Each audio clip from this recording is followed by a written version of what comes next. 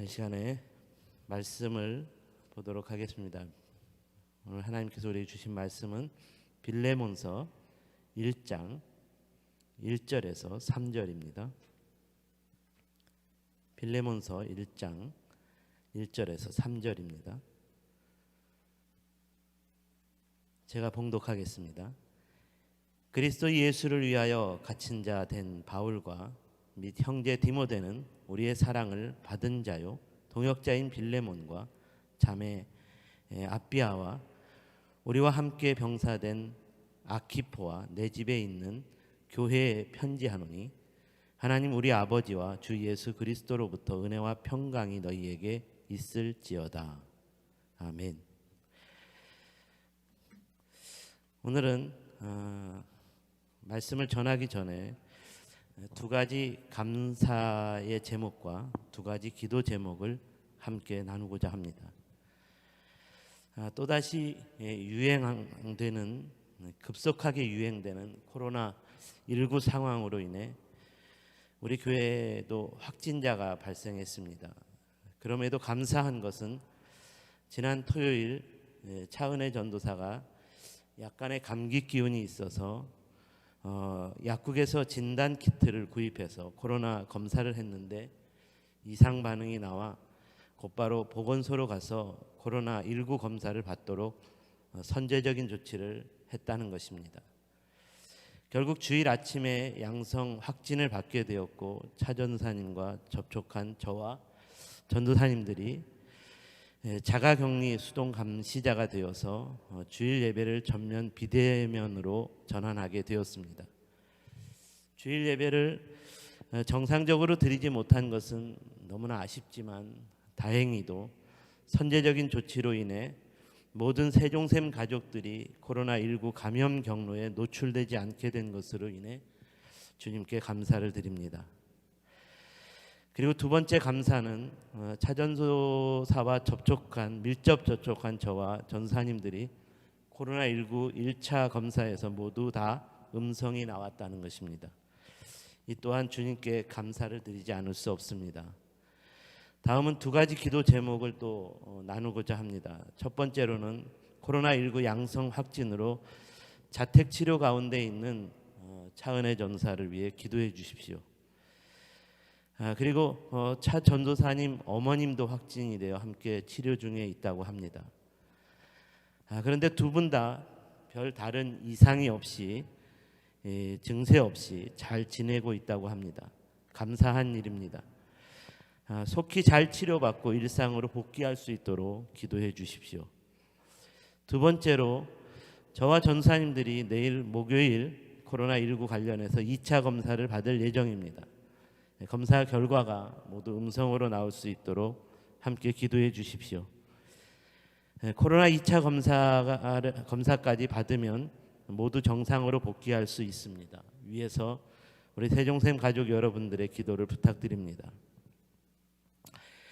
오늘부터 몇 주간 걸쳐 빌레몬서 말씀에서 수요 예배 은혜를 함께 나누고자 합니다. 빌레몬서는 바울이 골로새 교회의 성도였던 빌레몬에게 그의 도망친 노예였지만 바울이 로마 옥중에서 만나 복음을 전파하여 예수 그리스도를 영접하게 된 그리스도인 오네시모를 용서해 줄 것을 부탁하는 편지입니다. 본문에서 바울은 예수 그리스도 안에서 구원받은 용서와 사랑은 당시의 모든 사회법과 계층과 신분과 문화와 인간관계 속에서 그리스도인으로 하나가 되는 연합을 이루어야 한다라고 말합니다. 그러므로 비록 이전에는 주인과 종의 관계로서 원수가 되었더라도 그리스도의 복음 안에서 하나가 되었다면 서로 용서하고 하나가 되는 사랑의 교제를 이룰 수 있어야 한다는 것입니다. 그러므로 바울이 빌레몬과 오네시모는 주인과 종의 관계보다 더 중요한 그리스도 안에서 하나가 된 성도가 되었다는 것을 강조하고 있습니다. 바로 이런 차원에서 오늘은 본문을 중심으로 그리스도 교회의 하나된 정체성에 대해서 우리에게 도전하는 교훈을 함께 묵상해 보고자 합니다. 첫 번째로 그리스도의 교회는 예수를 위해 헌신하고 희생하는 사람들의 모임이라는 것입니다. 이에 대하여 오늘 본문 1절을 보시면 그리스도 예수를 위하여 갇힌 자라고 이렇게 표현하고 있는 말씀에 주목해야 합니다. 사도 바울이 감옥에 갇힌 것은 예수 그리스도의 복음을 전파하는 사역을 위해 헌신하고 희생하는 삶이었기 때문이었습니다. 그래서 자신에 대해 그리스도 예수를 위하여 갇힌 자가 되었다라고 스스로를 소개하고 있다는 것입니다. 바울이 자신을 이렇게 소개하고 있는 이유가 무엇이었을까요? 그것은 바로 이 편지를 받게 될 그리스도인 빌레몬도 자신과 같은 헌신과 희생의 마음을 가져야 한다는 것을 도전하기 위함이었습니다. 감옥에서 바울을 만나 예수님을 영접하게 된 오네시모가 그리스도인으로서 빌레몬에게 다시 돌아가게 될 것인데, 빌레몬이 또다시 오네시모를 자신에게 어떤 이득을 가져다주는 자신의 종으로 삼을 것이 아니라 주님을 위해 헌신하고 희생하는 주님의 종으로 삼아야 할 것을 도전하고 있다는 것입니다. 비록 이전에는 오네시모가 주인인 빌레몬에게 큰 해를 끼치고 도망친 노예였지만, 그가 그리스도 안에서 새롭게 거듭남으로써 죄를 회개하고 주인에게로 돌아가게 된 오네시모는 그리스도인으로서 이제는 빌레몬과 함께 그리스도 예수를 위하여 희생하고 헌신하는 동역자로 받아주어야 한다는 것이었습니다. 이전의 주인과 종의 관계에서 이제는 그리스도 안에서 함께하는 동역자가 될 수 있어야 한다는 말입니다. 이런 일이 가능할 수 있으려면 주인인 빌레몬의 예수를 위한 헌신적이고 희생적인 마음이 필요하다는 것입니다. 사도 바울이 빌레몬에게 이렇게 예수를 위해서 헌신하고 희생하는 삶을 도전할 수 있었던 것은 바울 자신도 예수를 위해서 헌신하고 희생하는 삶을 살아내었기 때문이었습니다. 바울은 누구보다도 로마의 시민권을 가진 자로서 세상적인 특권과 세상적인 성공을 누리는 삶을 살 수 있었습니다. 하지만 바울은 자신에게 유익을 가져다 주는 삶은 다 배설물로 여기고 오직 그리스도의 복음을 전파하는 삶을 위해 헌신하고 희생하는 삶, 심지어 이 헌신과 희생하는 삶이 감옥에 갇히는 것도 두려워하지 않는 삶이었습니다. 이렇게 자신이 먼저 예수를 위해 헌신하고 희생하는 삶의 본을 보여주는 사도가 부탁하는데, 그리스도인 빌레몬이 이런 사도의 부탁을 어떻게 거절할 수 있었겠습니까? 그러므로 오늘 우리가 이 말씀에서 얻을 수 있는 교훈은, 예수를 위해 헌신하고 희생하는 사람은 그리스도 예수 안에서 또 다른 그리스도인에게 예수를 위해 헌신하고 희생하는 삶을 도전할 수 있어야 한다는 것입니다. 그래서 그리스도의 교회는 예수를 위해 헌신하고 희생하는 사람들로 넘쳐나는 공동체, 이런 공동체가 좋은 공동체이고 건강한 공동체라는 것입니다. 그리스도의 교회는 우리 주 예수께서 보여주신 헌신과 희생으로 세워진 구원 공동체입니다. 그러므로 그리스도의 교회가 계속 부흥하려면 동일하게 예수님처럼, 그리고 사도 바울처럼 예수 구원을 위해 헌신하고 희생하는 자들이 계속 일어날 수 있어야 합니다. 바라기는 저와 여러분의 세종샘 공동체가 예수를 위해 헌신하고 희생하는 삶을 살아내고, 이런 삶을 또 다른 누군가에게 도전할 수 있는 삶으로서 예수를 위한 헌신과 희생의 삶이 끊어지지 않는 공동체로 세워져 갈 수 있기를 주님의 이름으로 축원합니다. 두 번째로, 그리스도의 교회는 함께 싸우는 영적 전우라는 의식을 가져야 합니다.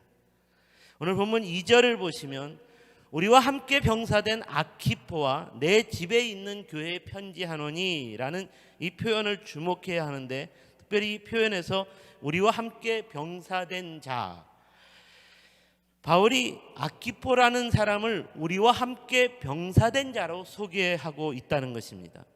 이는 그리스도의 교회에 속한 모든 성도들이 함께 싸워야 할 영적 전쟁에 속한 영적 전우들이라는 말입니다. 그러므로 성도라면 서로에 대하여 함께 싸우는, 우리가 함께 싸우는 영적 전우라는 의식을 가져야 한다는 말입니다. 그렇다면 성도로서 가져야 할 영적 전우로서의 의식은 구체적으로 어떤 의식일까요? 먼저 성도들은 영적 전우로서 사단과의 싸움에서 반드시 승리하는 자라는 승리자로서 하나된 마음을 가져야 합니다. 왜냐하면 성도의 삶은 예수 그리스도 안에서 연합한 자들인데, 예수 그리스도께서 사단이 왕노릇하는 죄와 사망의 권세를 깨뜨리고 부활하심으로써 영원한 구원자가 되셨기 때문에, 이런 예수 그리스도를 믿는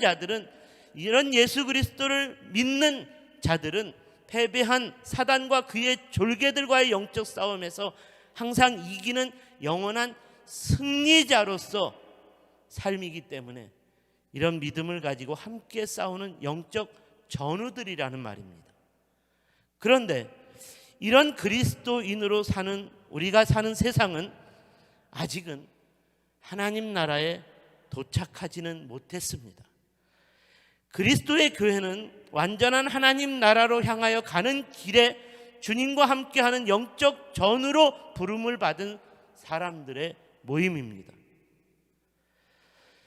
한편 사단은 예수님의 부활하심으로 인해 결정적으로 패한 존재이지만 아직은 완전히 멸망한 존재가 아닙니다.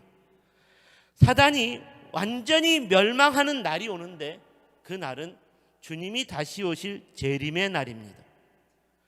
그러니까 우리 주님이 다시 오실 마지막 날, 재림의 날까지 사단은 그리스도의 교회를 대적하며 싸우는 존재로 남아 있다는 말입니다.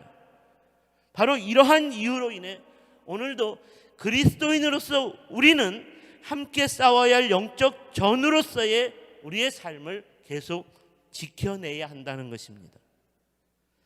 사랑하는 여러분, 그리스도의 교회에 속한 저와 여러분의 마음에 오늘날 그리스도의 교회가 부정하고 부패한 것으로 인해 그리스도의 교회를 떠나고 싶고 그리스도의 교회가 싫어진다면, 이는 주님이 다시 오실 때까지 사단을 대항하여 함께 싸워야 할 영적 전우로서의 마음을 잃어버린 것입니다.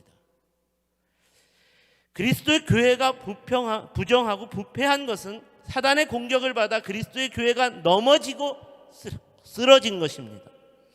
이렇게 사단과의 싸움에서 패하여 넘어진 교회, 그러므로 영적 침체에 빠져있는 오늘날의 교회로 인하여 우리가 다시 사단과 싸워야 한다고, 우리가 다시 사단과 싸워 이겨야 한다고, 그러므로 우리가 함께 싸우자고, 이렇게 하나가 되는 영적 전우가 될 때 그리스도의 교회는 다시 일어나게 될 것이고, 다시 세상을 깨우는 교회로 온전히 세워질 수 있게 될 것입니다. 이런 차원에서 오늘날 교회가 바로 세워지고 있지 않는 것은 사단의 공격이 너무 강하다거나 사단의 공격이 너무 거세기 때문이 아닙니다. 유독 오늘날 사단의 공격이 너무 강하기 때문이 아니라는 것입니다. 오늘날 세상 사람들이 너무나 강팍해졌기 때문도 아닙니다. 사단의 공격은 과거에도 강했고 거셌지만 이런 사단의 공격이 그리스도의 교회를 이길 수는 없었습니다. 왜? 영원한 구원자이신 예수 그리스도께서 이미 승리하셨기 때문입니다.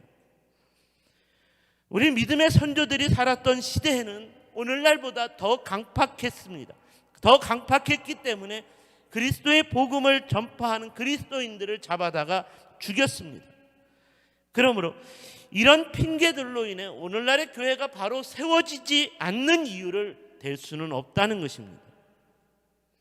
오늘날 그리스도의 교회가 바로 세워지지 않고 있는 이유는 그리스도의 교회에 속한 우리가 함께 싸워 사단과 그에 속한 세상을 능히 이길 수 있다는 영적 전우로서의 의식을 잃어버렸기 때문입니다. 사랑하는 여러분, 우리가 다시 한번 예수 그리스도 안에서 함께 싸워야 할 영적 전으로 우리가 하나가 될 수 있다면, 이 땅에 그리스도의 복음이 전파되고 그리스도의 교회가 힘있게 세워지는 부흥의 역사는 반드시 일어나게 될 줄로 믿습니다. 바울은 이런 믿음의 확신이 있었기 때문에 디모데에게 이렇게 도전할 수 있었습니다. 내가 그리스도 예수의 좋은 군사로 나와 함께 하자. 나와 함께 고난을 받을지어다. 그러므로 오늘 아키포에게도, 아키포와 같은 사람도 나와 함께 갇힌 자가 된 군사로서, 영적 전우로서 함께하는 사람이다라고 도전하고 있다는 것입니다. 그리스도 안에서 함께 싸워야 할 영적 전우가 될 수 있다면, 이런 교회 가운데 시기와 갈등과 분쟁과 다툼과